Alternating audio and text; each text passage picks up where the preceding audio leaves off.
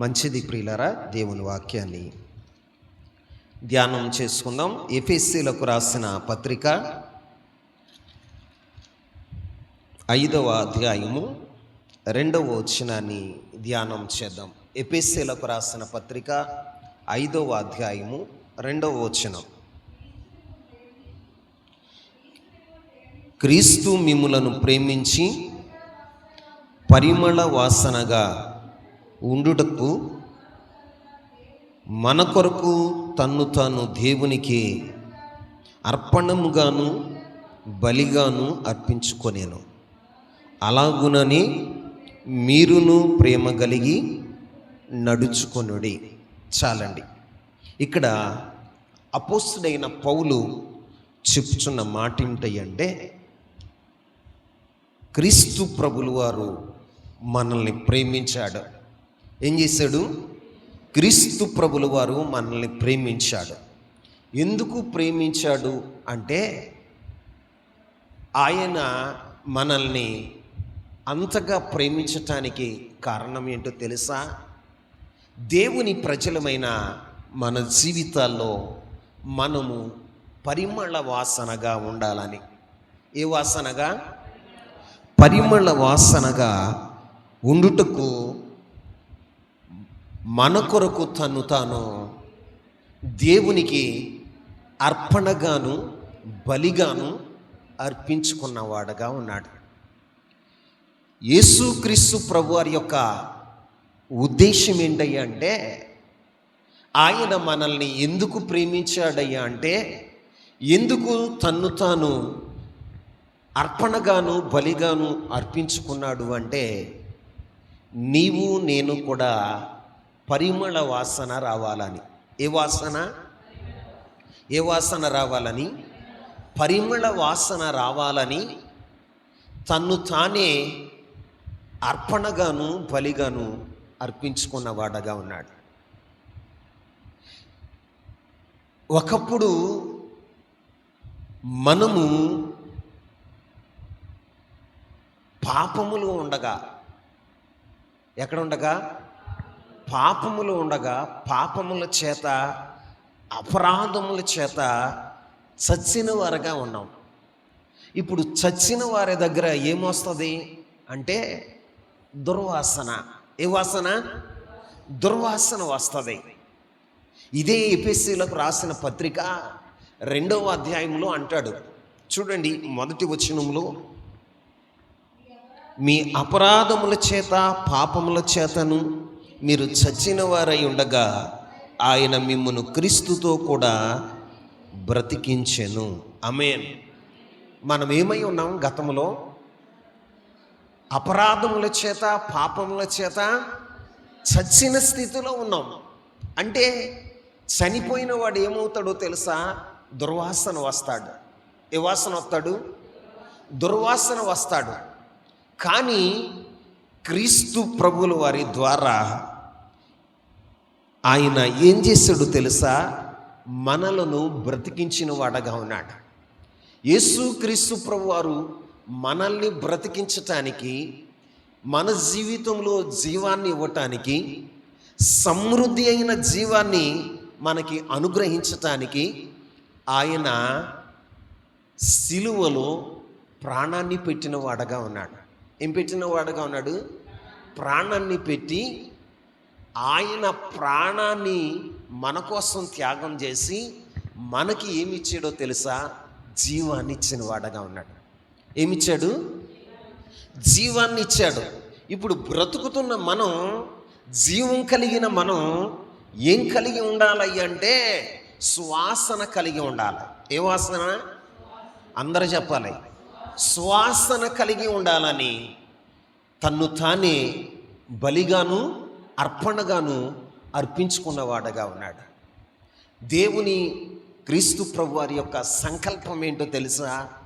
నీ జీవితంలో, నా జీవితంలో గతంలో వచ్చిన మరణపు వాసన, దుర్వాసన కాకుండా మన జీవితాల్లో ఏం రావాలో తెలుసా? పరిమళ వాసన రావాలి. ఏ వాసన రావాలి? పరిమళ వాసన రావాలి. ఇక మనలో దుర్వాసన అనేది మనలో రాకూడదు, మన దరిదాపుకు చేరకూడదని క్రీస్తు ప్రభువారు మన కోసం అర్పణగాను బలిగాను అర్పించుకున్నవాడగా ఉన్నాడు.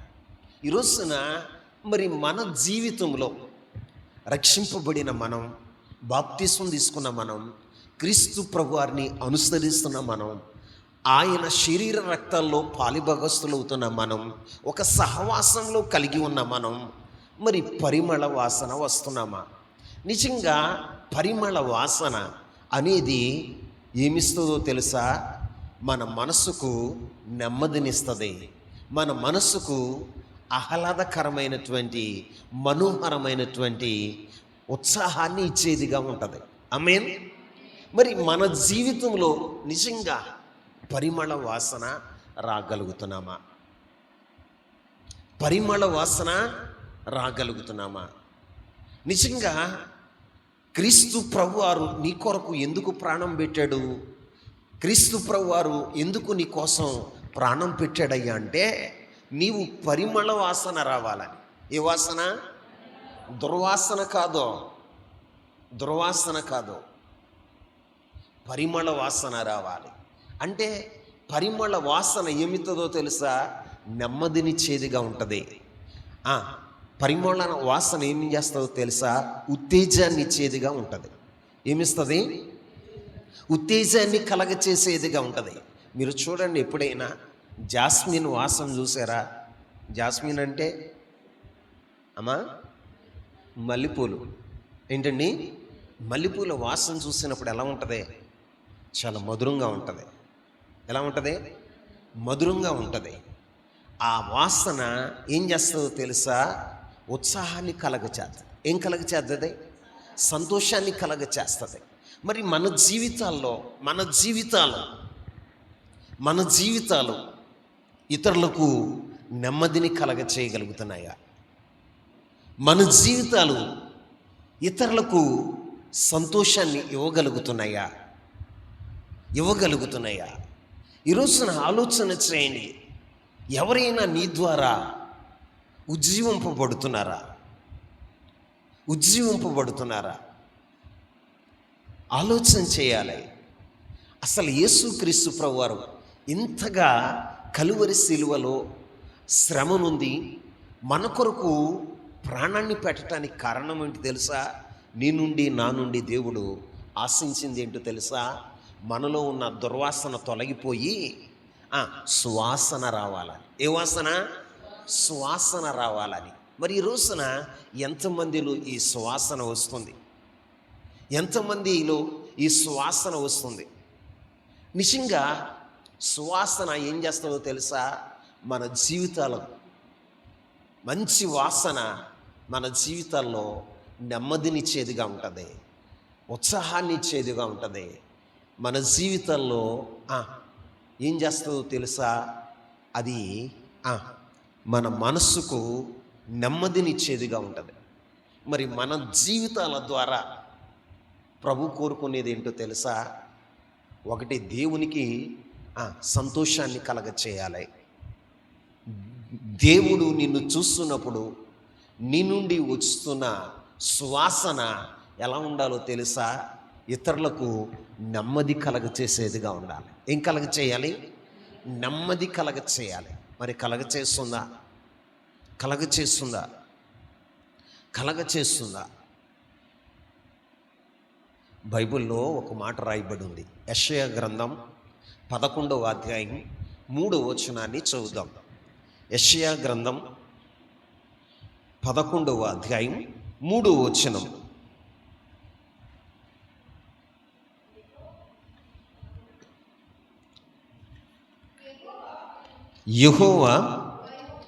యెహోవా భయము అతనికి ఇంపైన శ్వాసనగా ఉండును.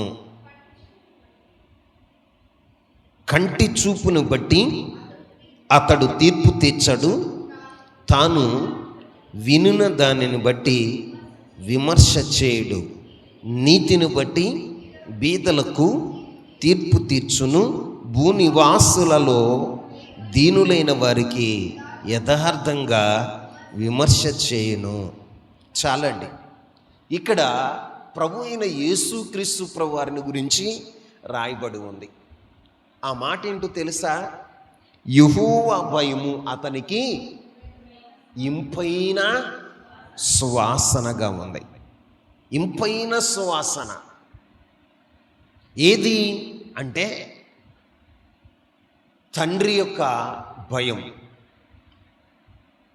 అద్వితీయుడైన యేసుక్రీస్తు ప్రభువారు, జనకైక కుమారుడైన యేసుక్రీస్తు ప్రభువారికి తండ్రి భయం.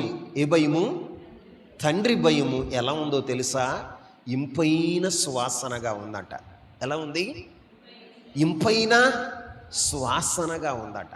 మరి ఈ రోజున దేవుని సన్నిధిలో కూర్చున్న నీకు పరలోకపు తండ్రి భయము ఉందా? పరలోకపు భయము నీకుందా? ఆ భయము నీకు ఏం కలగ చేస్తుందో తెలుసా? సువాసనను కలగ చేస్తుందట. ఏం కలగ చేస్తుంది? ఇంపైన సువాసన. యెహోవా భయము ఇంపైన సువాసనగా ఉండును అంటున్నాడు. నిజమే.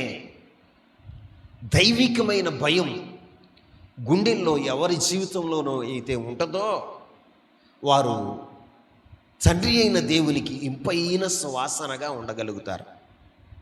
ఎలా ఉండగలుగుతారు? ఇంపైన సువాసనగా ఉండగలుగుతారు. మరి నీ కుటుంబంలో దైవికమైన భయం ఉందా?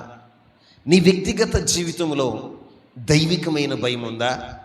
నీ పిల్లల జీవితంలో దైవికమైన భయం ఉందా? ఈ రోజున దైవ భయము లేక మనుషులు ఎలా ఉన్నారో తెలుసా? కట్టు తప్పి తిరుగుతున్నారు. ఏం తప్పి తిరుగుతున్నారు? కట్టు తప్పి తిరుగుతున్నారు. వారి అతిక్రమమునకు వెంటనే శీఘ్రంగా ప్రతిఫలం రావట్లేదండి. వారు ఏం చేస్తున్నారో తెలుసా? వారు కట్టు తప్పి తిరిగేవారుగా ఉంటున్నారు. ఈ రోజున దైవికమైన భయం ఎప్పుడైతే నీకు ఇంపైన సువాసనగా మారుతుందో ఆ యొక్క సువాసన, ఆ దైవికమైన భయం నీ జీవితాన్ని ఎలా మారుస్తుందో తెలుసా? ఆశీర్వాదకరంగా మారుస్తుంది. ఎలా మారుస్తుంది? నిజమే. దైవికమైన భయము ఎవరికైతే ఉంటుందో వారి గుండెల్లోనట ఏముంటుందో చూడండి. కీర్తనల గ్రంథము 19వ అధ్యాయం 9వ వచనాన్ని చదువుదాం. దైవికమైన భయం ఎవరి గుండెల్లోనైతే ఉంటుందో వారి జీవితాలు ఎలా ఉంటాయో తెలుసా? యెహోవా యందలి భయము పవిత్రమైనది, అది నిత్యము నిలుచును. ఆమేన్. అది ఒకరోజు, ఒక క్షణం, ఒక గంట ఉండేది కాదు. అది నిత్యము నిలుస్తుంది. ఆ భయం ఏం చేస్తుందో తెలుసా? మన జీవితాల్లో పవిత్రతను ఇచ్చేదిగా ఉంటుంది. ఏమిస్తుంది? యెహోవా భయం పవిత్రమైనదంట. ఎలాంటిది? పవిత్రమైనది. నిజమే. నీ జీవితంలో, నీ కుటుంబంలో దైవికమైన భయం నువ్వు కలిగి ఉంటే, గుండెల నిండా దైవికమైన భయం కలిగి ఉంటే నువ్వేం కలిగి ఉంటావో తెలుసా? పవిత్రత కలిగి ఉంటావు. ఏం కలిగి ఉంటావు చెప్పండి? నీ శరీరాన్ని అపవిత్రపరచుకోవు. నీ తలంపుల్లో అపవిత్రపరచబడవు. నీ తలంపుల ద్వారా అపవిత్రపరచబడవు. ఈ రోజున నీ క్రియల ద్వారా నువ్వు అపవిత్రపరచబడవు. నీవు చేసే పనుల ద్వారా నువ్వు అపవిత్రపరచబడవు. నువ్వెక్కడున్నా, యోచుంటున్నా గుండెల్లో దైవికమైన భయం ఉంటే ఆ దైవికమైన భయం ఎలా ఉంటుందో తెలుసా? సువాసనగా ఉంటుంది. ఎలా ఉంటుంది? సువాసనగా ఉంటుంది. బైబిల్లో దానియేలు గారు ఉంటారు. ఎవరు? దానియేలు, భక్తుడైన దానియేలు. అతగాడు ఎక్కడున్నాడంటే బబులోను సామ్రాజ్యంలో ఉన్నాడు. ఎక్కడున్నాడు? బబులోను సామ్రాజ్యంలో సెరగొనిపోయిన ఒక బానిసగా ఆ బబులోను సామ్రాజ్యానికి వెళ్ళాడు. బబులోను సామ్రాజ్యానికి బానిసగా వెళ్ళాడు. బానిసగా వెళ్ళిన దానియేలు రాజుగారు తినే భోజనములో, రాజుగారు తాగే పానీయములో అపవిత్రత ఉన్నది అని తెలుసుకొని ఆ భోజనం చేయటానికి, రాజుగారు తాగే పానీయం తాగటానికి అతడు ఇష్టపడలా. తన తోటి వారందరూ కూడా, తన తోటి సమకాలీకులందరూ కూడా రాజుగారు ఇచ్చేటువంటి భోజనాన్ని, రాజుగారు తాగే పానీయాన్ని సంతోషంగా ఆరగిస్తున్నారు. ఆ సమయంలో కూడా దానియేలు పరిశుద్ధతను గురించి ఆలోచించాడు. దేని గురించి ఆలోచించాడు? పరిశుద్ధతను గురించి ఆలోచించాడు. కారణం ఏంటో తెలుసా? యెహోవా భయము పవిత్రమైనది. ఎలాంటిది? పవిత్రమైనది. తను అపవిత్రపరచుకోకూడదు. నేను పవిత్రుడుగా ఉండాలి, పరిశుద్ధంగా ఉండాలి. ఇదిగో నా జీవితంలో కళంకము అంటకూడదు, నేను నిష్కళంకుడుగా ఉండాలి అన్న ఒక ఉద్దేశంతో రాజుగారు తినే ఆహారం కానీ, రాజుగారు తినేటువంటి పానీయం కానీ ఆయన స్వీకరించాల. అతగాడు ఎలా ఉన్నాడో తెలుసా? శాఖధాన్యాలు భుజిస్తూ ఆయన మంచినీళ్ళు మాత్రమే తాగుతూ పవిత్రతను కాపాడుకున్నాడు. ఏం కాపాడుకున్నాడు? చెప్పాలి. పవిత్రతను కాపాడుకున్నాడండి. తను పోసిన బల్ల మీద ఏముందో తెలుసా? రాజుగారు తినే భోజనం, రాజుగారు తాగే పానీయం ఉంది. కానీ టెంప్ట్ అవ్వలా. ఏమవలా? భోజన పదార్థాలను బట్టి టెంప్ట్ అవ్వలా. ఈ నేను తినకూడదు, ఇవి నేను తినకూడదు. వీళ్ళు కల్దీయులు. ఈ కల్దీయుల భోజనంలో ఏముందో తెలుసా? విగ్రహములకు బలి అర్పించినటువంటి భోజన పదార్థాలు ఈ యొక్క బల్ల మీద ఉన్నాయి. వీటిని నేను ముట్టకూడదు అని దానియేలు వాటిని ముట్టకుండా శాఖధాన్యాలు, మంచినీళ్ళు తాగి పరిశుద్ధతను కాపాడుకున్నవాడుగా ఉన్నాడు. పవిత్రుడుగా ఉన్నాడు. ప్రియులారా, మన జీవితాల్లో దైవికమైన భయం మనం కలిగి ఉంటే దేవుడు ఏం చేస్తాడో తెలుసా? ఎక్కడున్నా, ఏ చోటనున్నా మనల్ని ఆయన ఏం చేస్తాడు? ఒక మాట మీకు చెప్తా, చూడండి.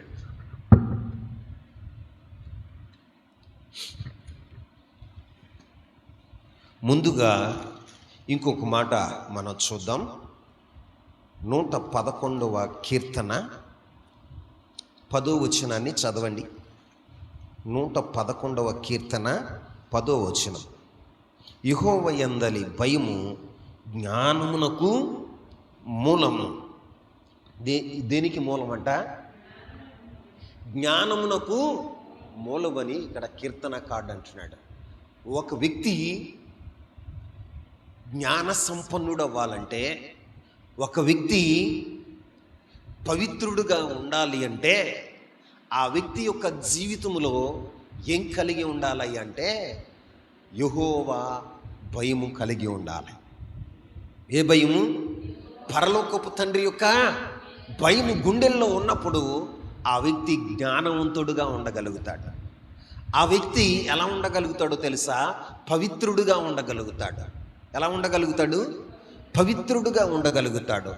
నీకు నిజంగా యెహోవా యందు భయము సువాసనగా ఎప్పుడైతే నీ జీవితంలో ఉంటుందో అప్పుడు నీవు ఐశ్వర్యవంతుడుగా ఉంటావు, ఐశ్వర్యవంతుడు అవుతావు. యెహోవా భయమట ఏం కలగ చేస్తుందో తెలుసా? ఒక మాట చదవండి. యెషయా గ్రంథం 33వ అధ్యాయం 6వ వచనాన్ని చదువుదాం.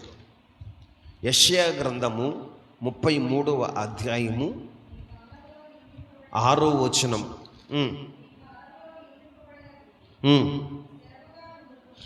స్థిరముగా ఉండును.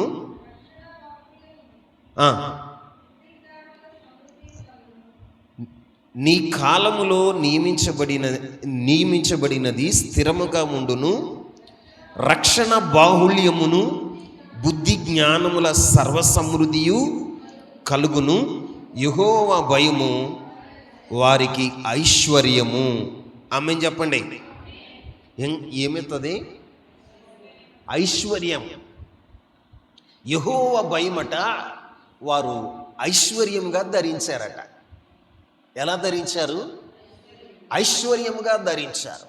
మరి నీ జీవితంలో నిజంగా దేవుని యందు భయము నీకు ఇంపైన సువాసనగా ఉందా? నీవెప్పుడైతే ఇంపైన సువాసనగా నీవు యెహోవా యందు భయము ఇంపైన సువాసనగా ఉంటుందో నీ జీవితంలో ఎలా ఉంటావో తెలుసా? నిరంతరము నీవు పవిత్రుడుగా ఉంటావు. నిత్యము పవిత్రుడుగా ఉంటావు. నీలో అపవిత్రత రానియవు. నీలో కళంకం అనేది రానియవు. నీలో మత్సరం అనేది, ముడత అనేది నీలో రానియక మహిమ కలిగిన వ్యక్తిగా నువ్వు ఉంటావు. ఆమేన్. ఎలా ఉంటావు? మహిమ కలిగిన వ్యక్తిగా ఉంటావు. నిజంగా నీలో పవిత్రతను కాపాడుకునేవాడుగా ఉంటావు. ఆ పవిత్రత కొరకు నీవేమవుతావు తెలుసా? పరీక్షల్లోనైనా నిలుస్తావు, కానీ పవిత్రతను చెడగొట్టుకో. దేన్ని చెడగొట్టుకోవు? పవిత్రతను చెడగొట్టుకోవు. చూడండి, దానియేలు పవిత్రతను కాపాడుకోవటానికి 10 దినాలు ఏమయ్యాడో తెలుసా? పరీక్షల్లో నిలబడ్డాడు. ఎక్కడ? పరీక్షల్లో నిలబడ్డాడు. యోబు కూడా తన యథార్థతను కాపాడుకోవటానికి ఎక్కడ నిలబడ్డాడయ్య అంటే శోధనలో నిలబడ్డాడు. ఎక్కడ నిలబడ్డాడు? శోధనలో నిలబడ్డాడు. యోసేపు తన పవిత్రతను కాపాడుకోవటానికి చెరసాల అనుభవానికి వెళ్ళిన వాడుగా ఉన్నాడు. ఈ రోజున దైవికమైన భయం నిత్యము నీ జీవితంలో సువాసనగా ఉంటే దేవుడు ఏం చేస్తాడో తెలుసా? నిన్ను ఐశ్వర్యవంతుడుగా చేస్తాడు. ఆమేన్ చెప్పండి. దానియేలుని చూడండి. 4 రాజుల ఆస్థానములో గొప్ప పదవిలో ఉన్నాడు. ఎక్కడున్నాడు? ఏ ప్రభుత్వం వచ్చినా ప్రభుత్వంతో సంబంధం లేకుండా వర్ధిల్లిన వాడుగా ఉన్నాడు. ఎలా ఉన్నాడు? వర్ధిల్లిన వాడుగా ఉన్నాడు. కారణం ఏంటో తెలుసా? యెహోవా భయము అతనికి ఇంపైన సువాసనగా ఉంది. అందుకే దేవుడు ఏం చేశాడు తెలుసా? అతన్ని వర్ధిల్ల చేశాడు. ఆమేన్. మన జీవితాల్లో దేవుడు కోరుకునేది ఏంటో తెలుసా? సువాసన కలిగిన వారుగా ఉండాలి. ఏం కలిగిన వారుగా ఉండాలి? పరిమళ వాసన. సువాసన అంటే పరిమళ వాసన గలవారుగా మనం ఉండాలని నా ప్రభు ఇష్టపడుతున్నాడు. నిజంగా ఆ పరిమళ వాసన, ఆ సువాసన ఎవరి జీవితంలోనైతే ఉంటుందో వారు వర్ధిల్లేవారుగా ఉంటారు. ఈ రోజున మనం వర్ధిల్లకపోవటానికి కారణం ఏంటో తెలుసా? సువాసన లేదు. ఏం లేదు? సువాసన లేకపోవటానికి కారణం ఏంటో తెలుసా? దైవ భయం నీలో లేదు. ఏం లేదు? దైవ భయం లేదు.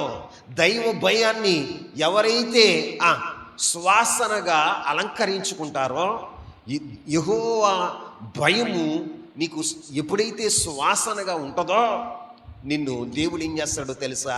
వర్ధిల్ల చేసేవాడుగా ఉంటాడు. యోసేపుని గురించి రాయబడిన మాట కూడా వర్ధిల్లేను అని రాయబడి ఉంది. ఏమని రాయబడి ఉంది? వర్ధిల్లేను అని రాయబడి ఉంది. కారణం ఏంటో తెలుసా? అతడు పవిత్రతను కాపాడుకున్నాడు. దేన్ని కాపాడుకున్నాడు? పవిత్రతను కాపాడుకున్నాడు. చూడండి, దానియేలు గురించి రాయబడిన మాట ఏంటో తెలుసా? వర్ధిల్లేను. చెప్పండి, వర్ధిల్లేను అని రాయబడి ఉంది. యోబు గారి గురించి రాయబడిన మాట ఏంటో తెలుసా? అతడు ఆశీర్వదించబడెను. ఆమేన్ చెప్పండి. ఏమని రాయబడి ఉంది? ఆశీర్వదించబడెను. అవును, యెహోవా యందు భయభక్తులు ఏం చేస్తాయో తెలుసా? నీకు ఆశీర్వాదాన్ని కలగచేస్తాయి. అదే యెహోవా యందు భయమే నీ జీవితంలో ఎలా ఉండాలో తెలుసా? సువాసనగా ఉండాలి. ఎలా ఉండాలి?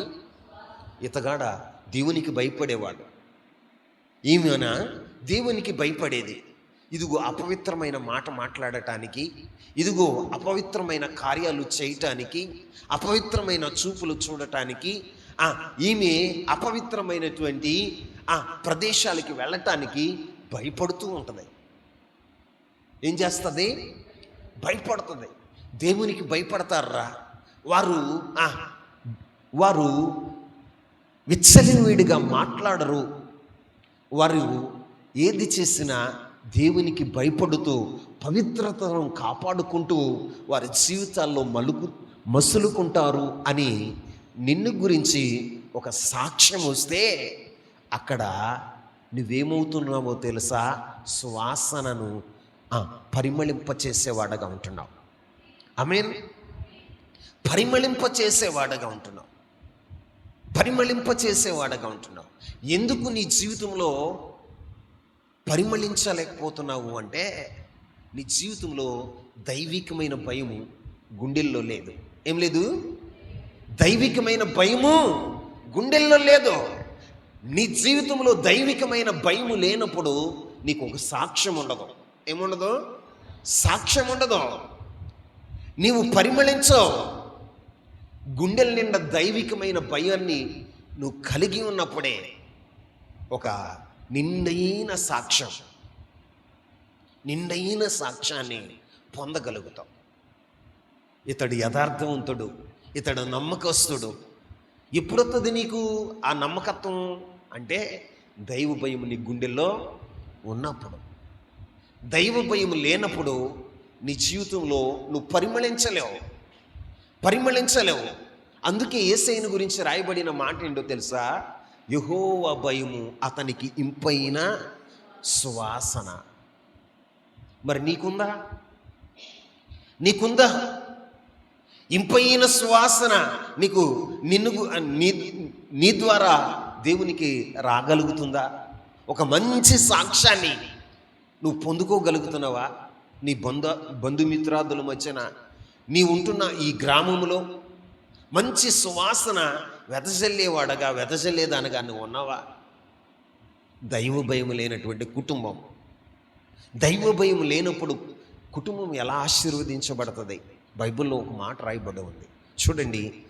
కీర్తనల గ్రంథం 128వ కీర్తన, 128వ కీర్తన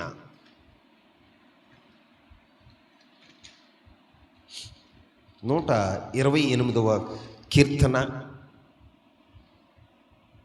4వ వచనాన్ని చదువుదాం.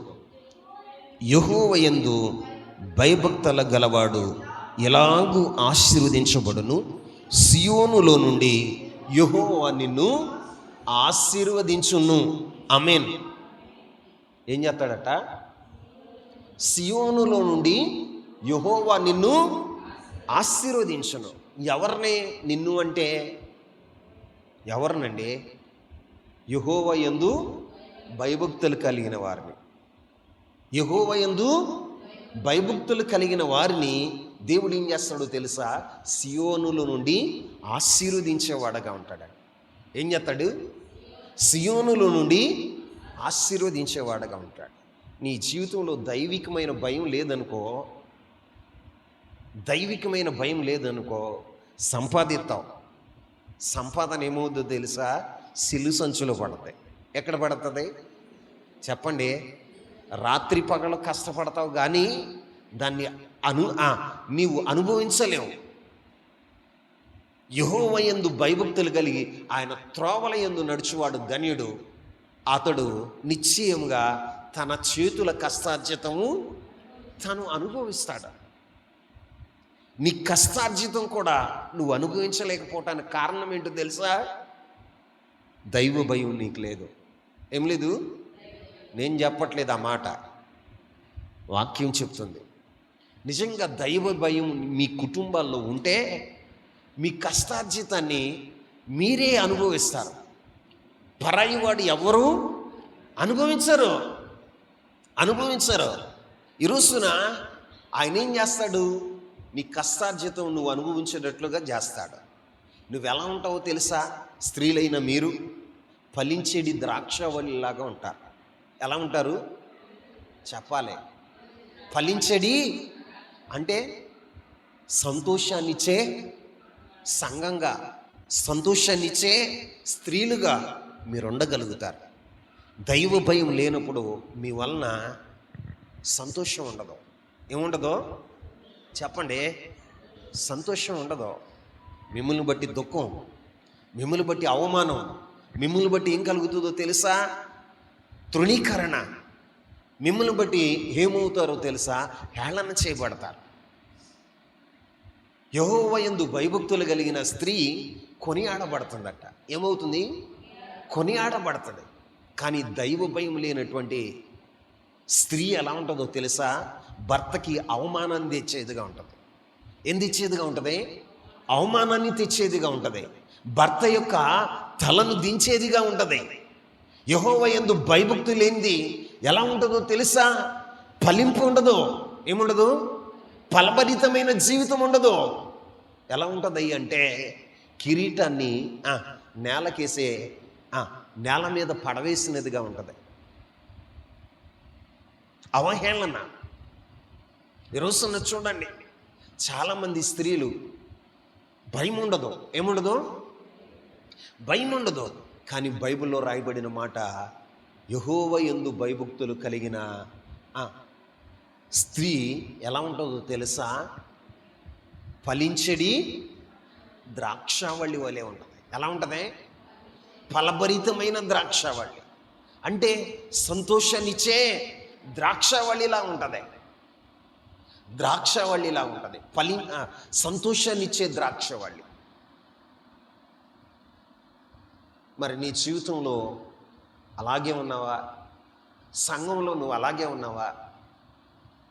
సంఘానికి వస్తున్న నీవు, స్త్రీ అంటే సంఘం. ఏంటండి? సంఘం. సంఘాన్ని బట్టి దైవజనుడు సంతోషించగలుగుతున్నాడా?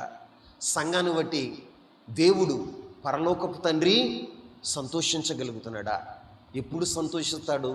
ఏ సంఘాన్ని చూసి దేవుడు సంతోషిస్తాడై అంటే దైవ భయం కలిగిన సంఘాన్ని చూసినప్పుడు ఆయన సంతోషిస్తాడు. దైవ భయం లేని సంఘాన్ని, భయం లేని సంఘాన్ని చూసినప్పుడు ఆయనకి సంతోషం కలగదు, దుఃఖం కలుగుతుంది. ఏం కలుగుతుంది? దుఃఖం కలుగుతుంది. దుఃఖం కలుగుతుంది. ఆ దైవజనుడికి కూడా దుఃఖం కలుగుతుంది. దేవుడే దుఃఖపడితే, దైవజనుడే దుఃఖపడితే మీ జీవితాల్లో క్షేమం ఉంటుందా? మీ జీవితాలకి మేలు జరుగుతుందా? ఈరోజున ఆలోచన చేయండి. చాలామంది జీవితాల్లో దైవికమైన భయం గుండెల నిండా ఉండట్లా. ఎలా ఉండట్లా? గుండెల నిండా ఉండట్లా. ప్రభు రాకడ సమీపంగా ఉంది. చూస్తున్నారా ప్రపంచాన్ని? దేశం మీద దేశం లేస్తుంది. ఆ దేశాలు ఒకదానిపై ఒకటి ఆధిపత్యం పోరు చేస్తుంటే మిగిలిన దేశాల్లో కూడా ఏం జరుగుతుందో తెలుసా? భయాక్రాంతులు అవుతున్నారు. మిగిలిన దేశాల్లో కూడా ఏమవుతుందో తెలుసా? కరువు సంభవిస్తుంది. ఏం సంభవిస్తుంది? కానీ నీకు భయం లేదు. ప్రపంచం తల్లకిందులైపోతుంటే నీకు భయం ఉందా?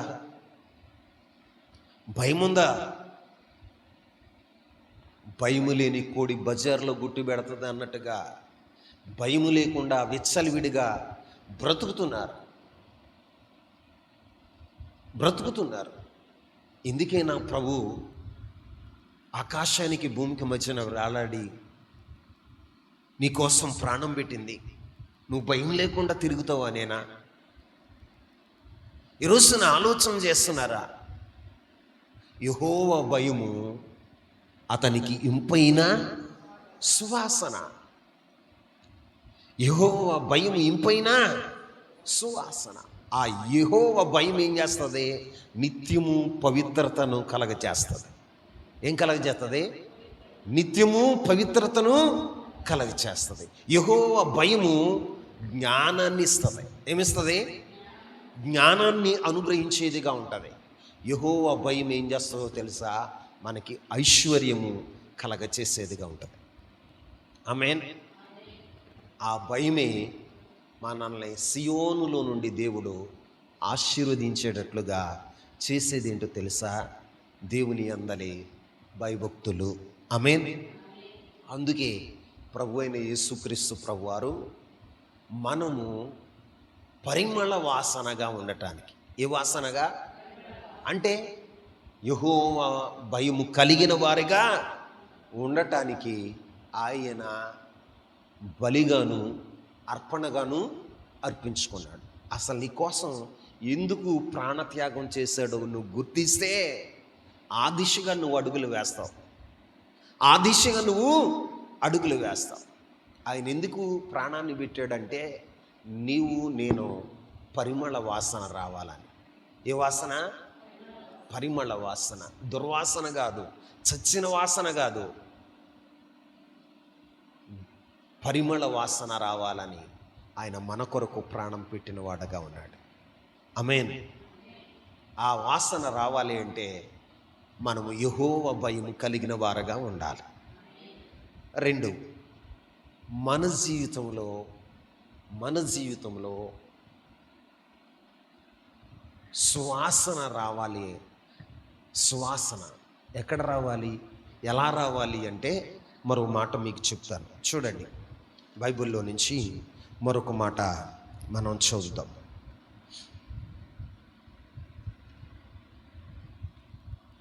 అపోస్తలుడైన పౌలు కొరింథీయులకు రాసిన 2వ పత్రిక 2వ అధ్యాయము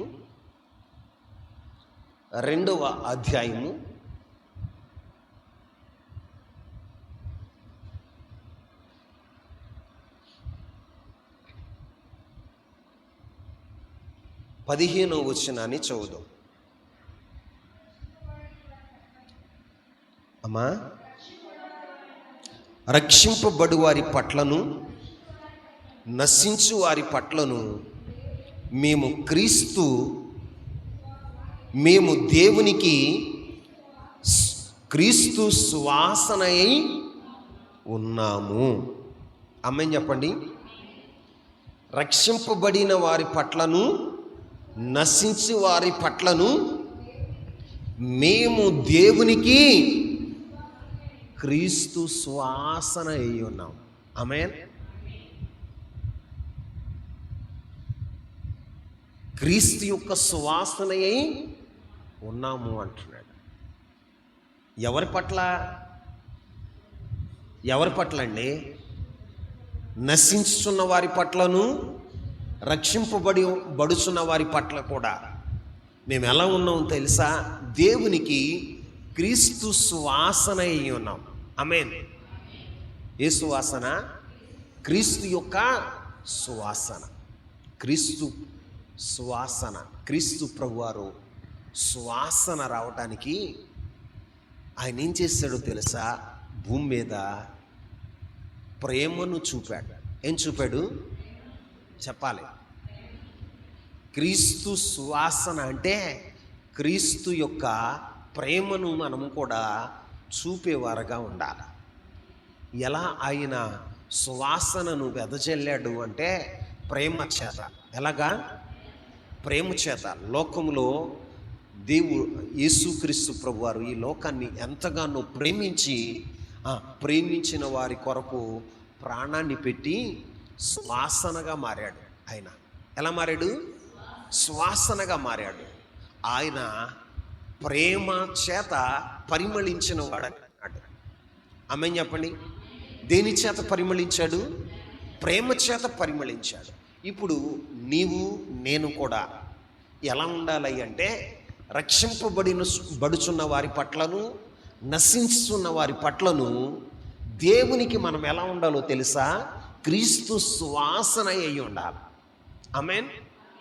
ఇప్పుడు రక్షించబడిన వారిని ఎలా ప్రేమిస్తున్నామో నశించిపోతున్న వారిని కూడా అలాగే ప్రేమించాలి. అలాగే ప్రేమను కనుపరచాలి. ఎందుకంటే యేసుక్రీస్తు ప్రభువారు అన్నాడు, ఇదిగో దేవుడు పరిశుద్ధుల మీదను పాపుల మీదకి కూడా సూర్యుని కాంతి పడుతుంది, అలాగే నశించుచున్న వారి పట్లను రక్షింపబడే వారి పట్లను మన ప్రేమ ఉండాలని ప్రభు చెప్తున్నాడు. ఆమేన్. ఈ రోజున క్రీస్తు సువాసనగా మనం ఉండాలంటే, క్రీస్తు సువాసనగా మనం ఉండాలి అంటే మన ప్రభు అయిన యేసుక్రీస్తు ప్రభు వారు మనల్ని ఎలా ప్రేమించాడు, రక్షణ పొందనప్పుడు ఎలా ప్రేమించాడు, రక్షింపబడిన తర్వాత మనల్ని ఎలా ప్రేమించాడు. మొదట మనం పరిశుద్ధులమని ఆయన ప్రేమించాడా? మాట్లాడాలి. పరిశుద్ధులమని ప్రేమించాడా? ఎప్పుడు ప్రేమించాడు ఆయన? మనం పాపులమై ఉండగానే ఆయన మన ఎడల తన ప్రేమను వెల్లడిపరిచాడు. ఇప్పుడు మనము ఆయన ప్రేమ ద్వారా ఏమయ్యామో తెలుసా? రక్షించబడ్డాం. ఏం చేయబడ్డాం? రక్షించబడ్డాం.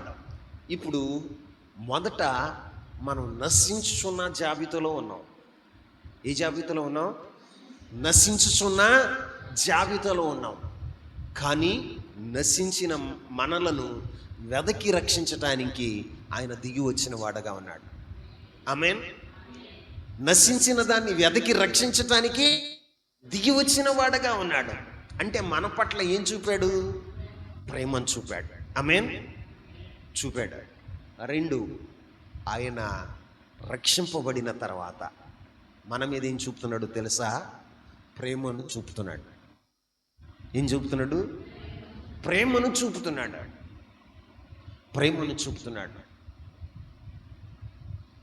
ఆయన నశించున్న వారి పట్ల చూపుతున్నాడు, రక్షించబడిన వారి పట్లను చూపుతున్నాడు, ప్రేమను చూపుతున్నాడు. అలాగే మనం కూడా రక్షింపబడిన వారి పట్ల ప్రేమను చూపాలి, నశించిపోతున్న వారి పట్ల చెప్పాలి. ప్రార్థనకు వచ్చేవాడిని నేను ప్రేమిస్తాను, నన్ను ప్రేమించేవాడిని నేను ప్రేమిస్తాను అంటే మనం క్రీస్తు సువాసనగా ఉండగలుగుతామా? మాట్లాడండి.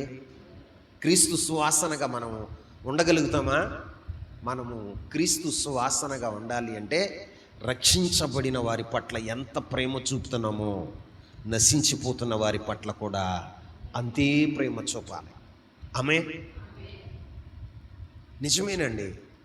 పౌలు అపోస్తలుడు అంటాడు, నా రక్త సంబంధికులందరి కొరకు నేనొక్కడిని నరకానికి వెళ్ళటానికైనా ఇష్టమే. వాళ్ళందరూ రక్షించబడితే వాళ్ళందరి కొరకు నేను ఒక్కడిని నరకానికి వెళతాను. నా రక్త సంబంధికులను గూర్చిన చింత ఏంటండి? చింత నన్ను తినివేస్తుంది అంటాడు. ఈ రోజున మరి మన జీవితాల్లో నశించిపోతున్న వారి పట్ల ఎంత చింత నువ్వు కలిగి ఉన్నావు? ఎంత చింత నువ్వు కలిగి ఉన్నావు? నిజంగా వారిని రక్షించాలనే ప్రేమ నీకుంటే నశించిపోతున్న లోకంలో నశించిపోతున్న వారిని దేవుని సన్నిధికి నడిపించేవాడగా, దేవుని తట్టు త్రిప్పేవాడగా, దేవుని సన్నిధికి నడిపించేవాడగా నువ్వు ఉండగలుగుతావు. మనం ఏమంటాం తెలుసా? ఆడు పోతే పోయేళ్ళేగండి, ఆమె పోతే పోయిందిలేండి అంటాం. కానీ దేవుని వాక్యం చెప్తున్న మాట ఏంటో తెలుసా? మనము రక్షింపబడిన వారి పట్లను నశించున్న వారి పట్లను దేవునికి క్రీస్తు సువాసన అయి ఉన్నాం. ఆమేన్. ఏమై ఉన్నాం? క్రీస్తు సువాసన అయి ఉన్నాం. ఇప్పుడు రక్షింపబడిన వారి పట్ల ఎంత బాధ్యత ఉందో, ఎంత భారం ఉందో, ఎంత ప్రేమ ఉందో, ఎంత బాధ్యత ఉందో, నశించిపోతున్న వారి పట్ల కూడా అంతే భారం, అంతే ప్రేమ, అంతే చింత నువ్వు కలిగి ఉండాలి. అప్పుడు నువ్వేమి చేయగలుగుతావై అంటే సువాసనను వెదజల్లేవాడగా ఉంటావు. క్రీస్తు సువాసన. ఏ సువాసన? పరలోకపు తండ్రి ఎదుట నువ్వు నిలబడినప్పుడు పరలోకపు తండ్రికి ఏం కనపడుతుందో తెలుసా? క్రీస్తు సువాసన నీ ద్వారా పరిమళిస్తూ ఉంటుందంట. ఏమవుతుంది? నువ్వు నశించిపోతున్న ఆత్మల కొరకు సించగలిగి నువ్వు పని చేస్తూ ఉంటే, వారిని ప్రేమించి ప్రభు యొద్దకు నడిపించగలుగుతూ ఉంటే, వారిని నశించిపోతున్న వారిని, త్రోవ తప్పిపోయిన వారిని త్రోవలోనికి నువ్వు నడిపించగలుగుతూ ఉంటే, అబ్బా నా కుమారుడికి ఎంత బాధ్యత ఉందో, నా కుమారుడు ఎంతగా పరిమళ వాసన వచ్చాడో అదే పరిమళ వాసన మీరు కూడా వస్తున్నారు అని తండ్రి మీ సువాసనను ఆస్వాదించేవాడగా ఉంటాడు. ఆమేన్. ఆస్వాదించేవాడగా ఉంటాడు ఆయన. మరి మన జీవితాల్లో అలాంటి చింత మనకేమైనా ఉందా? మనం రక్షణ పొందామా? మనం బాప్తీసం తీసుకున్నామా? మనం మందిరానికి వచ్చామా? అంతేనా? ఇంతేనా? క్రైస్తవ్యం అంటే అంతేనా? యేసుక్రీస్తు ప్రభువారు ఎందుకు ప్రాణాన్ని పెట్టాడు అంటే మనము పరిమళ వాసనగా ఉండాలని. ఏ వాసనగా? పరిమళ వాసనగా ఉండాలని. ఎక్కడ పరిమళ వాసన నువ్వు రావాలి అంటే రక్షింపబడిన వారి పట్ల, నశించుతున్న వారి పట్ల దేవునికి మనం యేసుక్రీస్తు ప్రభువారి యొక్క సువాసనగా ఉండాలట. ఎవరికి? పరలోకపు తండ్రికి క్రీస్తు సువాసన అయి ఉండాలి మనం. అంటే క్రీస్తు ఎలాగైతే ప్రేమను చూపాడో అలాగే మనం చూపేవారుగా ఉండాలి. మనం ప్రేమను చూపుతామా? అసలు తోటి సహోదరుల ఎడల మనకి ప్రేమ ఉందా? నశించిపోతుంటే ప్రేమ ఉందా? లోకంలో తిరుగుతూ ఉంటే, పాపంలో తిరుగుతూ ఉంటే, వారు వ్యసనాక్రాంతులైపోతుంటే బాధ్యత ఉందా నీకు? వారిని గురించినటువంటి చింత, వారిని నువ్వు చూస్తున్నప్పుడు నీ హృదయ అంతరంగంలో వేదన కలగాలి. ఏం కలగాలి? వేదన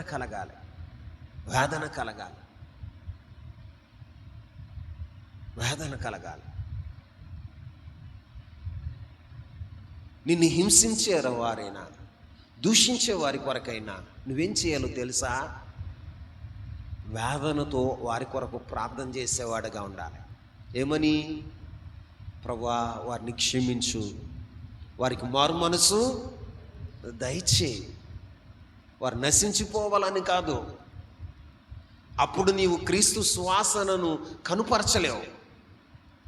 నీలో ద్వేషం ఉన్నప్పుడు, అసూయ ఉన్నప్పుడు, ఇతరులను చూసినప్పుడు వార్వలేనితనం ఉన్నప్పుడు నీవు సువాసన రావు, దుర్వాసన అవుతావు. ఏ వాసన? పరలోకపు తండ్రి దగ్గర నువ్వే వాసన వస్తావయ్యి అంటే దుర్వాసన.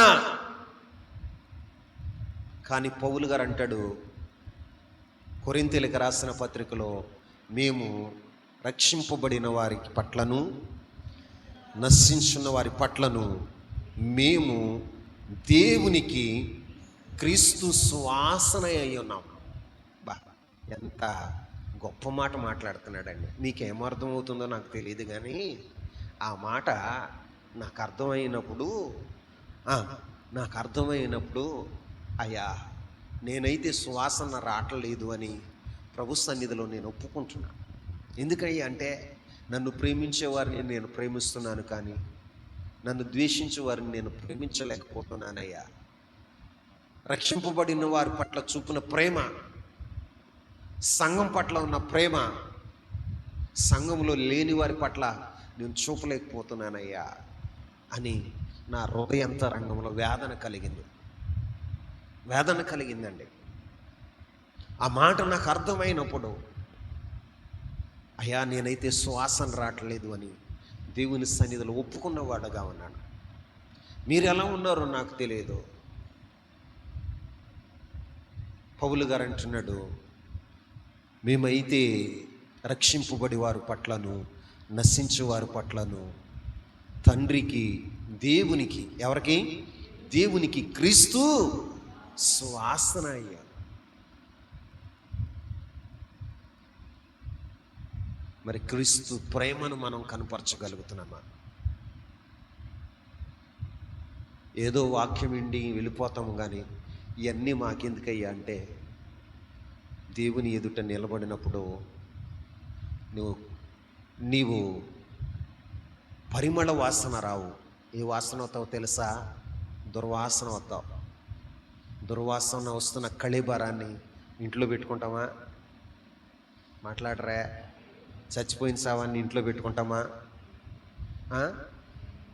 నాకు జన్మనిచ్చాడండి, నాకు ఉద్యోగం వచ్చే వరకు హెల్ప్ చేశాడండి, నా జీవితంలో నేను డెవలప్ అవ్వటానికి సహాయం చేశాడండి, ఇంట్లో పెట్టుకుంటానండి అంటావా?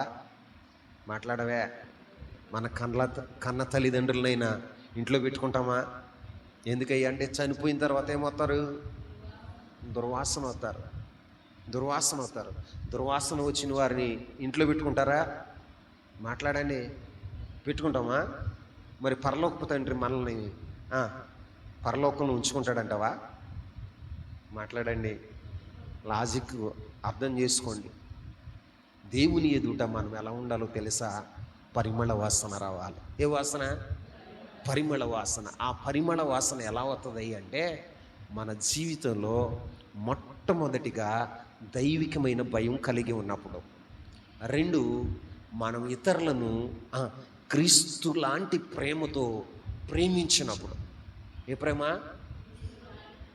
నిన్ను ఒక తాగుబోతుగా ఉన్నప్పుడు, ఒక వ్యభిచారిగా ఉన్నప్పుడు, ఒక జూదగాడుగా ఉన్నప్పుడు, ఒక లోక సంబంధిగా ఉన్నప్పుడు, నీవు శరీర ఆశలతో తిరుగుతూ ఉన్నప్పుడు, లోక బంధకాల్లో బంధించబడి ఉన్నప్పుడు, వ్యసనాక్రాంతుడు అయి ఉన్నప్పుడు ఆయన నిన్ను ప్రేమించాడు. ఏం చేశాడు? ఆయన నిన్ను ప్రేమించాడు. నువ్వు కూడా ఏం చేయాలో తెలుసా? ఇతరుల్లో మనకి లోపాలు కనపడతాయి. ఏం కనపడతాయి? పాపాలు కనపడతాయి. కానీ అప్పుడు కూడా మనం ఏం చేయాలో తెలుసా? వారిని ప్రేమించేవారిగానే ఉండాలి. ఆమేన్. ఎప్పటి వరకు? చివరి వరకు. అంటే మన మరణం వరకు వారిని ప్రేమించేవారుగానే ఉండాలి. లేకపోతే దేవుని ఎదుటికి మనం వెళ్ళినప్పుడు దుర్వాసన వచ్చేవారుగా ఉంటాం. దుర్వాసన వస్తాం. యోధా ఇస్కరియోతు తన్ని అమ్మి వేస్తాడని యేసయ్యకి తెలుసా లేదా? అప్పగిస్తాడని తెలుసా లేదా? ఆఖరి వరకు ఆయన ప్రేమించిన వాడుగా ఉన్నాడు. అదే ప్రేమ మనలో చూడాలని ఆయన ప్రాణం పెట్టిన వాడుగా ఉన్నాడు. నిన్ను వలె నీ సహోదరుని ప్రేమించాలన్న ఒకే ఒక కాన్సెప్ట్ మనకు వదిలి వెళ్ళాడు. మనం ఇతరులను ప్రేమించలేనప్పుడు, రక్షింపబడిన వారిని, మనల్ని ప్రేమించే వారిని మనం ప్రేమిస్తే అది అన్ని జనుడు కూడా చేస్తాడు. కానీ వాళ్ళకి మనకి లేని వ్యత్యాసం ఏంటి అంటే, మనల్ని నిందించు వారిని కూడా, మనల్ని హింసించే వారిని కూడా, మన పతనాన్ని కోరుకున్న వారిని కూడా మనం ప్రేమించేవారుగా ఉండాలి. అలా ఉన్నప్పుడే క్రీస్తు సువాసన మనం వెదజల్లేవారుగా ఉంటాం. మనం వాళ్ళని ప్రేమించకుండా ద్వేషిస్తూ అసూయపడుతూ వారి మీద నిందలు వేస్తూ వారిని ఇష్టం వచ్చినట్లుగా మాట్లాడితే, దేవుని సింహాసనం ఎదుట నిలబడినప్పుడు మన నుండి వచ్చే వాసన ఏంటో తెలుసా? దుర్వాసన. ఏ వాసన? అందుకే ఈ రాత్రి మీతో చెప్తున్న మాట, రక్షింపబడిన వారి పట్లను, నశించున్న వారి పట్లను దేవునికి క్రీస్తు సువాసన అయి మన ముందుము గాక. అంటే పరలోకపు యేసుక్రీస్తు ప్రభువారు ఎలా ప్రేమించాడో అలాగునే మనం కూడా ఇతరుల్ని ఒకరినొకరు ప్రేమించుదుము గాక. మరో మాట చెప్తా ఆఖరిగా, మనం సువాసన రావాలి అంటే మనం ఏం చేయాలి? బైబిల్లో రాయబడిన మాట ఏంటో తెలుసా? ఫిలిప్పీలకు రాసిన పత్రిక 4వ అధ్యాయం 18వ వచనాన్ని చదువుదాం. ఫిలిప్పీలకు రాసిన పత్రిక 4వ అధ్యాయం 18వ వచనం. నాకు సమస్తమును సమృద్ధిగా కలిగి ఉన్నాను, మీరు పంపిన వస్తువులు ఎపప్రోదీతు వలన పుచ్చుకొని ఏమీ తక్కువ లేకయున్నాను. అవి మనోహరమైన సువాసనయు దేవునికి ప్రీతికరమును ఇష్టమునైన యాగమునై ఉన్నవి. ఆమేన్. దైవజనుల పరిచర్య కొరకు, ఎవరి కొరకు? దైవజనుల పరిచర్య కొరకు పంపినటువంటి కానుకలు, వస్తువులు ఎలా ఉన్నాయో తెలుసా? మనోహరమైన సువాసన అయి ఉన్నాయి. అవి దేవునికి ప్రీతికరమును ఇష్టమునైన యాగం. ఏంటండి? యాగం అంటే హోమం. యాగం అంటే ఏంటి? హోమం అంటే దేవునికి ఇష్టమైన ప్రీతికరమైనటువంటి ఇష్టమునైన యాగమునై ఉన్నాయట. ఏమై ఉన్నాయి? పౌలు గారు అంటాడు, నాకేం తక్కువ కాలేదు. ఏమన్నాడు? నేను తక్కువ, నా జీవితంలో ఏమీ తక్కువ కాదు. ఎందుకంటే నేను సమృద్ధి కలిగి ఉండుట నాకు తెలుసు, అసలు లేకుండా ఉండటం నాకు తెలుసు. అయినా ఉన్నప్పుడు సంతృప్తిగానే ఉంటాను, లేనప్పుడు సంతృప్తిగానే ఉంటాను. నేను నేల మీద నడిచినా సంతృప్తిగా ఉంటాను, నేను ఆకాశంలో నడిచినా సంతృప్తిగానే ఉంటాను. నా జీవితంలో సంతృప్తి కలిగి ఉండుట నేను నేర్చుకున్నాను. ఏం కలిగి ఉండుట? సంతృప్తి కలిగి ఉండుట నేర్చుకున్నాను. నాకేం తక్కువ లేదో అంటున్నాడు. అంటూనే ఎపప్రోదీతుతో పంపిన కానుకల గురించి, అవి మనోహరమైన సువాసన కలిగినవి అంటున్నాడు. ఏమంటున్నాడు? మనోహరమైన సువాసన గల. ఫిలిప్పీలో ఉన్న సంఘమట దైవజనుడి కొరకు కొన్ని వస్తువులు, కొంత కానుకను దైవజనుడి దగ్గరకు పంపించారంట. అవి ఎలా ఉన్నాయో తెలుసా? మనోహరమైన సువాసన కలిగి ఉన్నాయంట. అవి దేవునికి ప్రీతికరమైన ఇష్టమైన యాగములుగా ఉన్నాయంట. ఎలా ఉన్నాయి? మరి మనం సువాసన రావాలి అంటే మనలో ఏముండాలి? ఇచ్చే గుణం ఉండాలి. ఏ గుణం? మాట్లాడండి. ఇచ్చే గుణం. దైవజనులకి తక్కువైంది అని కాదు. నీ కానుక ఎలా ఉండాలో తెలుసా? సువాసననిచ్చేదిగా ఉండాలి. ఏమిచ్చేదిగా? చెప్పండి. కయ్యను, ఏబేలు దేవుని సన్నిధికి వెళ్ళారు. దేవుని సన్నిధికి వెళ్ళినప్పుడు ఏబేలు యొక్క అర్పణ ఎలా ఉందో తెలుసా? దేవునికి ఇష్టమైనదిగా, అంగీకారంగా, సువాసనను ఇచ్చేదిగా ఉందంట. ఎలా ఉంది? సువాసనని ఇచ్చేదిగా ఉందట. కానీ కయ్యను అర్పణ, కయ్యని అర్పణ కానీ దేవుడు అంగీకరించలా. ఏం చేయలా? అంగీకరించలా. ఎందుకని అంగీకరించలా అంటే మంచి మనస్సుతో కయ్యను ఇవ్వాల. నీవిచ్చే కానుక కూడా ఎలా ఉండాలో తెలుసా? మంచి మనసుతో ఇవ్వాలి. నా దేవునికి ఇస్తున్నాను. ఎవరికి ఇస్తున్నా?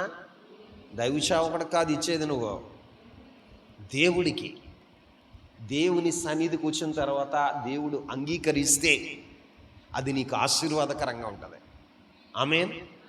దేవుడు అంగీకరించిపోయడం అనుకో, కయ్యం తెచ్చినట్టు తెస్తావు ఎంత, కానీ దేవుడు నిన్ను ఆశీర్వదించడం. మంచి మనస్సాక్షితో నీవు తీసుకొచ్చే కానుక, అర్పణ ఏదైనా కూడా దైవచనుడి దగ్గర తెచ్చేదైనా ఎలా ఉండాలో తెలుసా? ఎలా ఉండాలి? సువాసన వచ్చేదిగా ఉండాలి. ఏమొచ్చేదిగా చెప్పండి? సువాసన వచ్చేదిగా ఉండాలి. కొంతమంది ఏం చేస్తారో తెలుసా? దైవజనుడి దగ్గరికి తేవాలంటే మిగిలిపోయినాయి వేయండి, చెప్పండి. ఇంట్లో మిగిలిపోయినాయి, దైవజనుడు మిగిలిపోయిన తినేవాడా? చెప్పండి. బైబిల్లో ఏం రాయబడి ఉంది? మీ మొదటి ముద్ద ఏ ముద్ద చెప్పండి? మీరు ఆశీర్వదించబడినట్లు మీ మొదటి ముద్ద దైవజనుడి కోసం తేవాలి. శ్రేష్టమైన దాన్ని తీయాలి. మనకు మిగిలిపోయి బాగా తినేసిన తర్వాత ఎవరికన్నా పారేయవలసి వచ్చేటప్పుడు కొంతమంది అట్లాగే ఉంటారు. నేను అమ్మగారికి చెప్తాను, ఎవరికన్నా ఏదన్నా వేసేటప్పుడు వేడిది పెట్టు. నీకు పనికిరంది ఎవరికి పెట్టమా, నీకు పనికిరంది ఎవరికి ఇమ్మా. వస్తువులైనా వస్త్రాలైనా ఏమైనా నీకు పనికిరాని మాత్రం ఇతరులకి ఇవ్వకూడదు. అది సువాసన ఇచ్చేదిగా ఉండదు. మనం తీసుకెళ్తాం అర్పణ కయ్యిన్లాగా. నేను వాళ్ళకి ఇచ్చా, నేను అంత ఇచ్చా, ఇంత ఇచ్చా. దేవుడు లెక్కలో పెట్టాడు. అది మంచి మనసుతో ఇస్తావు చూడు. ఏ మనసు? మంచి మనసు. లేమిలో కూడా మంచి మనసు కలిగి నువ్వు ఇస్తావు చూడు, అది చాలా ఆశీర్వాదకరంగా ఉంటుంది. ఆమేన్. నేను కొంతమందిని చూతా, వాళ్ళ లేమిలో కూడా దైవజనుడు భాగాన్ని దైవజనుడికి ఎత్తారు. ఆమేన్. కొంతమందిని నేను చూతానండి, ప్రతి విషయంలో వాళ్ళు ఏది చేసుకున్నా, ఏది వండుకున్నా, వాళ్ళ ఇంట్లో ఏ శుభకార్యం జరిగినా దైవ సేవకుడిని ప్రత్యేకంగా జ్ఞాపకం చేసుకుంటారు. ఏం చేస్తారు? జ్ఞాపకం చేసుకుంటారు. వాళ్ళు ఆశీర్వదించబడతారు. మన జీవితంలో ఎలా ఉంటామో తెలుసా? ఏమనుకుంటాడు అని చేసేవనుకో దేవుడు అంగీకరించాడు. దైవ సేవకుడు ఏమనుకోడు. అసలు నేనైతే ఏమనుకోను. మీరు పెట్టినా నేను ఉప్పొంగను, పెట్టకపోయినా గ్లాసులు మంచినీళ్ళు ఇచ్చినా నేను ఫీల్ అవ్వను, ఈగిపోయినా ఫీల్ అవ్వను. ఎందుకంటే నేనే ఓ బాటిల్ తెచ్చుకుంటా వచ్చేటప్పుడు. ఏం తెచ్చుకుంటా? బాటిల్ తెచ్చుకుంటా వచ్చేటప్పుడు. మీ ఇంటికి వచ్చిన బాటిల్ తెచ్చుకుంటా. ఇంక నీకోసం నేను ఎందుకు చూతా? ఒక మాట చెప్తాను వినండి. దైవజనుడు పరిచర్య చేస్తున్నప్పుడు దైవజనుడు అవసరతలు ఏమెరిగి సంఘం ఏం చేయాలో తెలుసా? దైవజనుడు అవసరత ఏంటో ఎరిగిన వారుగా ఉండాలి. మనం ఏం చేస్తామంటే అయ్యగారికి ఏంటండి, మనం ఇచ్చేయి తీసుకుంటాడా, మన ఇచ్చేయి ఆయనకి ఇష్టం అవుద్దా? ఆ రెండే అసలు ముందు అసలు ఆల్లేదు. నెక్స్ట్ స్టెప్కి వెళ్ళిపోయావు నువ్వు. ఈ స్టెప్కి దేవుని సన్నిధిలో నేను చెప్పే మాట, మనం దైవజనులు పిలిచిన ఆత్మీయ తండ్రి గారిని నా దగ్గరకు వస్తే నేను ఎలా ఉంటానో తెలుసా? ఇంకెవ్వరు నాకు ఎవరు కనపడరు, నా ముందు ఎవరు కనపడరు. దైవజనుడు ఉండగా ఎవరిని కూడా నేను అసలు కేర్ చేయను. ఎందుకో తెలుసా? దేవుని ప్రతినిధి. ఎవరి ప్రతినిధి? యేసుక్రీస్తు ప్రభువారు అన్నాడు, ఒక మాట అన్నాడు, నా సేవకుడు ఎక్కడ ఉంటాడో నేను అక్కడ ఉంటా. అంటే సేవకుడు మన ఇంటికి వస్తున్నాడంటే అర్థం ఏంటి? దేవుడు వస్తున్నాడు. ఎవరు వస్తున్నారు? దేవుడు వస్తున్నారు. అట్లా ఎప్పుడైనా నువ్వు చూసావా సేవకుడిని? ఎప్పుడైనా చూసావా? సేవకురాలంటే ఏంటి? మీ మధ్యన ఎలాగో బ్రతికేస్తుంది, ఎలాగైనా ఏమన్నా పట్టించుకోదు, జాగ్రత్త. ప్రతిష్ట చేసుకొని, దేవుని కొరకు ప్రతిష్ట చేసుకొని, ఏమీ వద్దు అనుకొని మీ మధ్యన మేము బ్రతుకుతున్నాం. నీకు బైబిల్ అంతా ఈ చివరి నుంచి ఆ చివరికి తెలవచ్చు, కానీ నిన్ను దేవుడు ఏర్పాటు చేసుకోవాలా. ఆ మాట నువ్వు గుర్తుంచుకో. ఆ మాటను గుర్తుంచుకో, నీతో సనువుగా ఉన్నంత మాత్రాన, నీతో ప్రేమగా ఉన్నంత మాత్రాన దైవజనుడు దైవజనుడే, దైవజనురాలు దైవజనురాలే. అహరోను మిరియం ఎవరండి? మోషేకి అన్నయ్య అక్క. ఎవరో బంధువులు, రక్త సంబంధికులు, ఒకే తల్లి కడుపున పుట్టినవారు. అయినా దేవుడు మోషేని ఏర్పాటు చేసుకున్నాడు. మొదటగా తన ఇల్లంతటిలో నమ్మకమైన వాడని మోషేని ఏర్పాటు చేసుకుంటే, మోషే మీద కాని మాట మాట్లాడినప్పుడు దేవునికి కోపం వచ్చింది. ఎవరి కోపం వచ్చింది? ఒక మాట వినండి, మోషేకి కోపం రాలా. మోషే ఏమనలా అన్నాడా? ఇప్పుడు అహరోను మిరియామి నిందించారు, ఏమని అన్నాడా? ప్రతిస్పందించాడా? ప్రతిస్పందించలా. కానీ స్పందన ఎక్కడొచ్చిందో తెలుసా? దేవుని యొద్ద వచ్చింది. ఎవరి యొద్ద? మన జీవితాల్లో ఒక మాట మీకు చెప్తా, దైవ సేవకుడు, నా అనుభవం ఏంటో తెలుసా? నా ఆత్మీయ తండ్రి, ఒకప్పుడు నేను జగన్నాథపురంలో ఉన్నప్పుడు ఆత్మీయ తండ్రి గారితో ప్రక్కన పడుకుని కాలేసుకొని చెయ్యేసుకొని మీద పడుకున్న అనుభవం. ఇప్పుడు అలాగ ఉండగలుగుతానా? చెప్పండి, ఉండగలుగుతానా? ఆయన అక్కడే ఉండాలి, మనం ఇక్కడే ఉండాలి. ఆత్మీయ తండ్రి ఆయన. ఎవరు? ఆత్మీయ తండ్రి. ఆత్మీయ తండ్రి గారినే చూడాలి మనం. ఆమేన్. సేవకుండా అయిపోతే మాత్రం ఆయనతో సమానంగా నేను ఎంచుకుంటానా? మీరు కూడా ఆలోచన చేయాలి. ఒక దైవజనుడి దగ్గర, దైవజనుడికి మిమ్మల్ని అప్పగించాడంటే పరలోకపు తండ్రి. మీరు ఎలా ఉండాలో తెలుసా? దైవజనుడి దగ్గర ఎలా ఉండాలి? దేవుని ప్రతినిధిగా మీరు చూడాలి. ఎలా చూడాలి? అసలు మీకు దైవ భయం ఉందా? ఒక దైవ సేవకుడన్న భయం ఉందా? ఒక దైవ సేవకురాలన్న భయం ఉందా? మీకు వాక్యం తెలిసేసు. ఏం తెలుసు? ఏం తెలుసు? మీ ప్రవర్తన ఎలా ఉంటుంది? మీ వైఖరి ఎలా ఉంటుంది? ఎలా ఉంటుంది? మాట్లాడేటప్పుడు దైవజనుడితో, దైవజనురాలతో మాట్లాడేటప్పుడు ఒళ్ళు దగ్గర పెట్టుకుని మాట్లాడాలి. ఏం దగ్గర పెట్టుకోవాలి? నువ్వు అలా పెట్టుకోపోయావు అనుకో, నేను స్పందించను, అమ్మగారు ఏమందాం. కానీ జోక్యం చేసుకునేవాడు ఒకడు ఉంటాడు. ఎవరు చేసుకుంటారు? ఒకరోజు మోషే గారు వాళ్ళ ఇంట్లో ఉంటున్నాం మేము. ఆయన పేరేంటో నేను మర్చిపోయా.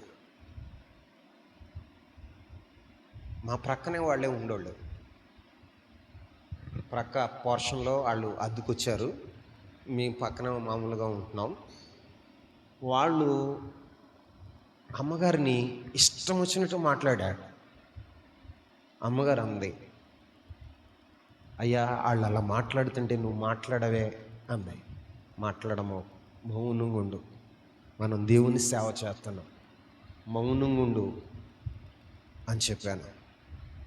దేవుడు ఏం చేస్తాడో తెలుసా? మళ్ళీ అమ్మగారి దగ్గరికి వచ్చి క్షమాపణ కోరి ఆమె మళ్ళీ ఇంజక్షన్ చేయవలసి వచ్చింది. ఏం చేయవలసి వచ్చింది? ఇంజక్షన్ చేయవలసి వచ్చింది. తప్పు అయిపోయిందమ్మా. నోటితో ఒప్పించాడు దేవుడు. నోటితో ఒప్పించాడు దేవుడు. మనం ఏం అనకూడదు. ఏం చేస్తాడో తెలుసా? ఆయన జోక్యం చేసుకుంటాడు. ఎవరు? ఆయన జోక్యం చేసుకుంటాడు. మనం ఏం మాట్లాడకపోయినా, వాళ్ళ గురించి అసలు పట్టించుకోకపోయినా, ఆయన నా ప్రతినిధురాలని దేవుడు జోక్యం చేసుకుని ఆయనే చేస్తాడు. మళ్ళీ ఎవరు ప్రార్థన చేశారో తెలుసా? మిరియామి కోసం ఎవరు ప్రార్థన చేశారు? మోషేయే ప్రార్థన చేశాడు. అయ్యా క్షమించు, ఆమె నా సహోదరయ్యా, నా రక్త సంబంధికురాలయ్యా, ఏదో పొరపాటున ఒక మాట అందయ్యా అంటే, ఆమెను తీసుకెళ్ళి పాలు వెలుపుల 7 రోజులు ఉంచు. మీ నాన్న ఆ మొహం మీద ఉమ్మేయాలి. ఏమేయాలి? ఉమ్మి వేయాలి. పాలు వెలుపులు ఉంచు, వారం రోజులు తర్వాత తీసుకురా, అప్పుడు కుష్టి పోతుంది అని దేవుడు చెప్పాడు. మోషే అంత సీరియస్గా తీసుకోవాలా, కానీ దేవుడు మాత్రం తీసుకున్నాడు. ఎవరు? దేవుడు తీసుకున్నాడు. ఒక దైవ సేవకుడితో గురించి మాట్లాడేటప్పుడు ఒక దైవ సేవకురాల గురించి మాట్లాడేటప్పుడు నువ్వు గుర్తుంచుకోవాలి, వారు దేవుని ప్రతినిధులు. ఎవరి ప్రతినిధులు? నువ్వు దేవునికి దైవ సేవకులకి ఇచ్చేటప్పుడు కూడా, దైవజనురాలకి ఏది చేసినా నువ్వు ఎలా ఉండాలో తెలుసా? దేవుని ప్రతినిధులే అనుకుంటా నువ్వు చేస్తే అది నీకు ఆశీర్వాదం. లేకపోతే ఎలా ఉంటుందో తెలుసా? దేవుడు దాన్ని యాక్సెప్ట్ చేయడం. నేను యాక్సెప్ట్ చేయొచ్చు, కానీ దానికి రావాల్సిన ప్రతిఫలం నీకు రాదు. అర్థమవుతుందా? దేవుడు ఏం చేస్తాడయ్య అంటే మనస్సును చూసి పనిచేస్తాడు. దేన్ని చూసి? మనస్సును చూసి పనిచేస్తాడు. నువ్వు ఇచ్చేటప్పుడు సనగకూడదు, నువ్వు చేసేటప్పుడు చనకూడదు. మంచిగా పరిచర్య చేస్తున్నావా? నువ్వు మంచిగా చెయ్యి. నా దేవుని కోసం చేస్తున్నా. ఎవరు చూస్తున్నారు నిన్ను? దేవుడు చూస్తున్నాడు. దేవుని వలన ప్రతిఫలం అవుతుంది అని దేవుడు చూస్తున్నాడు. ఆ ప్రతిఫలం నా తండ్రి ఇస్తాడు అని నువ్వు సంతోషంగా చేయగలిగితే, సంతోషంగా ఇవ్వగలిగితే, నీ ఇచ్చేది నువ్వు చేసేది ఎలా ఉంటుందో తెలుసా? సువాసనగా ఉంటుందట. ఎలా ఉంటుంది? సువాసనగా ఉండి అది దేవునికి ప్రీతిగాను ఇష్టంగా ఎలా ఉంటుంది? ఇష్టమైన యాగంగా ఉంటుందంట. మరి ఈ రోజైనా దేవుని సన్నిధిలో కూర్చున్న మనం క్రీస్తు ప్రభు వారికి ప్రాణత్యాగానికి, ఆయన చేసిన ప్రాణత్యాగానికి మనం ఏం చేయాలి? పరిమళ వాసన రావాలి. ఏం రావాలి? పరిమళ వాసన రావాలని ఆయన ప్రాణత్యాగం చేశారు. ఈ రోజున మనం పరిమళ వాసన రావటానికి, అంటే సువాసన రావటానికి మనం ఏం చేయాలో ఆ కార్యాలు మనం చేయదుము గాక. అట్టి మంచి మనస్సాక్షి దేవుడు నీకు ఇచ్చును గాక. ఈ రోజున లేకపోతే ఈ రోజు నుంచి ఒక నూతనమైన మనస్సు దేవుడు నీకు అనుగ్రహించును గాక. మీ కుటుంబాలను దేవుడు సియోనులో నుండి ఆశీర్వదించును గాక. మోకరిస్తారా? చిన్న ప్రార్థన చేసుకుందాం. చేతులెత్తండి. మనస్ఫూర్తిగా నువ్వు దేవుని సన్నిధిలో మోకరించావు. నా ప్రభు నన్ను చూస్తున్నాడు, నా హృదయాంతరంగాన్ని ఎరిగి ఉన్నాడు అని నీవు తలంచి